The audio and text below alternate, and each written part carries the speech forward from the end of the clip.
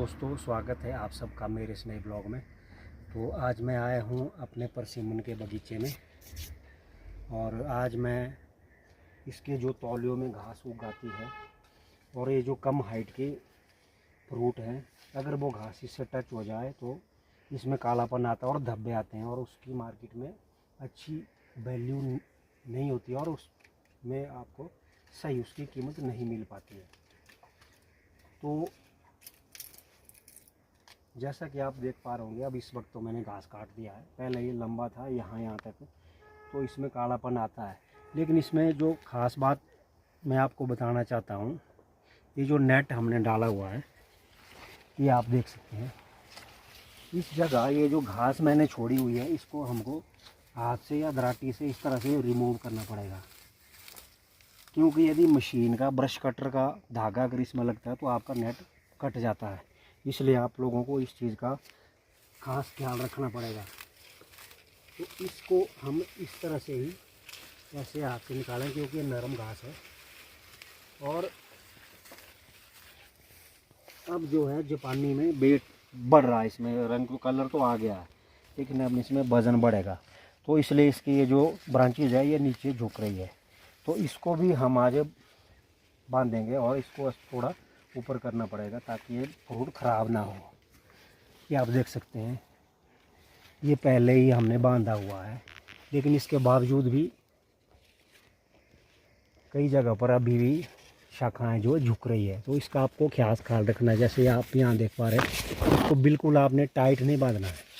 Tight अगर आप बांधेंगे तो इसमें यहाँ पर इसमें ज़ख्म हो जाता है, और यदि आप ज़्यादा ही आगे से बांधेंगे तो डाली आपकी पीछे से भी टूट जाती है। इसलिए इसको दो जगह से बांधा है, और यहाँ पर इसमें जो मेन ब्रांचेज है उनमें बांधना चाहिए कि कहीं ऐसा ना हो कि इसका वेट आपका ज़्यादा और जहाँ आपने बांधा वो ही टूट जाए।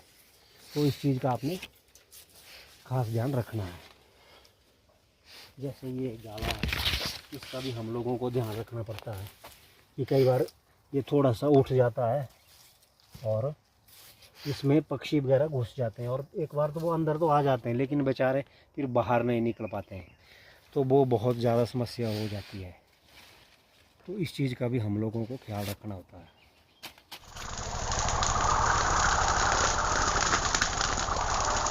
हाँ भाइयों, आज मैं थोड़ा आपको ब्रश कटर के बारे में भी बताना चाहता हूँ। ये जो ब्रश कटर है ये 52 सीसी का है। तो जब भी आप ब्रश कटर ख़रीदें तो थोड़ा बड़ा पावर का आप इसको लें, क्योंकि 35 सीसी वाला जो ब्रश कटर है उसमें आरपीएम ज़्यादा रखनी पड़ती है। आरपीएम ज़्यादा होगी तो स्पीड उसमें ज़्यादा स्पीड में ही आपका ये हेड काम करता है। अगर आप उसको कम आरपीएम पर उसको चलाएंगे तो इसमें ये आपका धागा ये हेड नहीं घूमता है। तो आरपीएम आपको ज़्यादा रखनी पड़ती है। उससे दिक्कत ये हो जाती है कि अगर आरपीएम आप बहुत ज़्यादा रखेंगे तो ये हेड तेज़ घूमता है, और इसमें खास करके इस स्थिति में जिस वक्त की फ्रूट लगभग हमारा पक चुका है, तो इसमें ऐसा होता है कि ज़्यादा आरपीएम होगी तो ज़्यादा तेज़ी से धागा घूमता है। तो इसमें ज़मीन पर आपके छोटे छोटे कंकड़ जो है वो हमारी आँखों में भी लग सकते हैं, और मैंने कई बार ये चीज़ नोटिस की है कि फ्रूट हमारे जो है डैमेज हो जाते हैं, और फ्रूट पर अगर पत्थर आपका लग जाए तो वो फ्रूट आपका किसी काम का नहीं रहता है, मतलब ख़राब हो जाता है। और दूसरा एक बात, इसके बीच में जो रॉड आती है उसको आपको हर 4 घंटे में ग्रीसिंग करना है।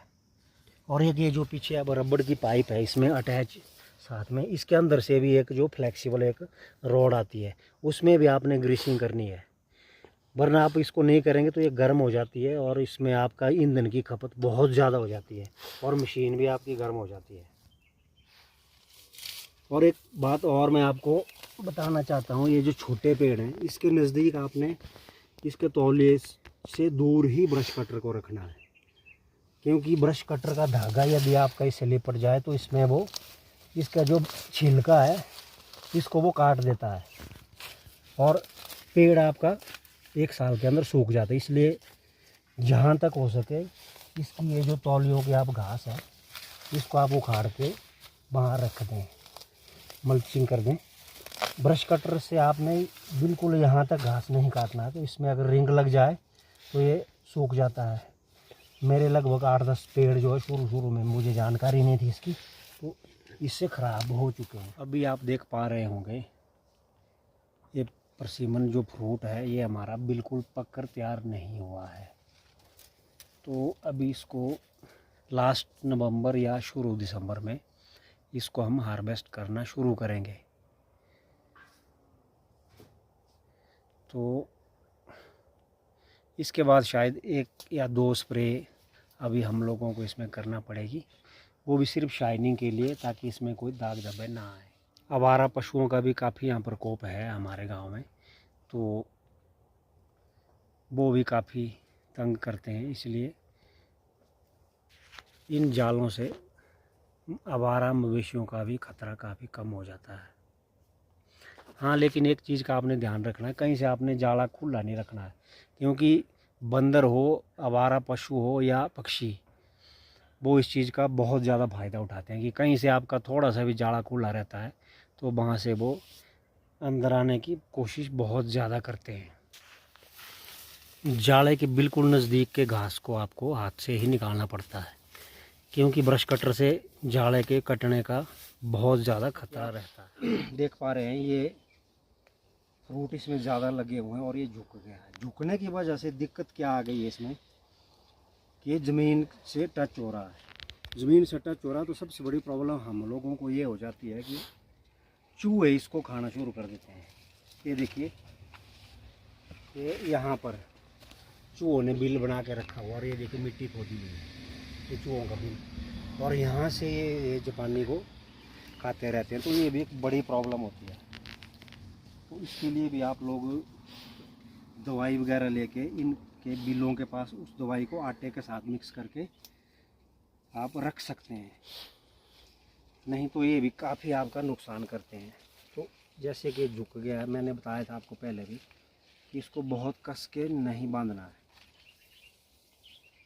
और जैसे इसको ऊपर हम करेंगे यहाँ लगाना है, और उसके बाद सीधा धागा नहीं खींचना, यहाँ से हमने इसको ऐसे पुश करना है, और जितने हाइट पर हमको ये चाहिए उस स्थिति में इसको हम इसको रखेंगे, और ऐसे इस तरीके से तब हम इसको दूसरी ब्रांच भी इसमें बांध सकते हैं। ये इस तरीके से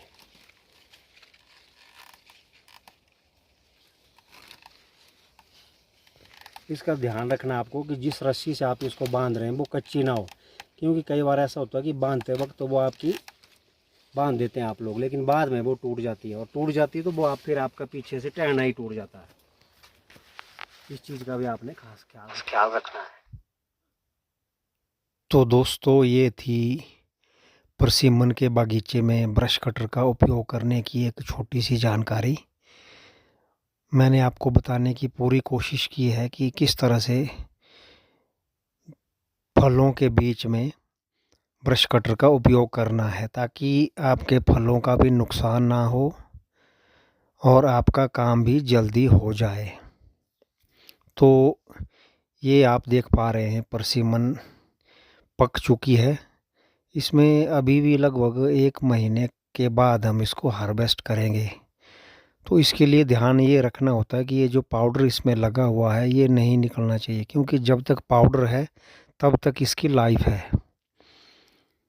इसलिए हार्वेस्ट के टाइम पर इसका ध्यान रखना पड़ता है कि पाउडर इसमें रहे, तभी इसकी मार्केट में वैल्यू रहती है। तो दोस्तों, यदि आप मेरे इस चैनल हिल स्क्वाड पर नए हैं तो मेरे इस चैनल को ज़रूर सब्सक्राइब करें और बेल आइकन को दबाना ना भूलें, ताकि मेरी हर आने वाली वीडियो सबसे पहले आप तक पहुंचे। तो मिलते हैं आने वाले किसी नए ब्लॉग में।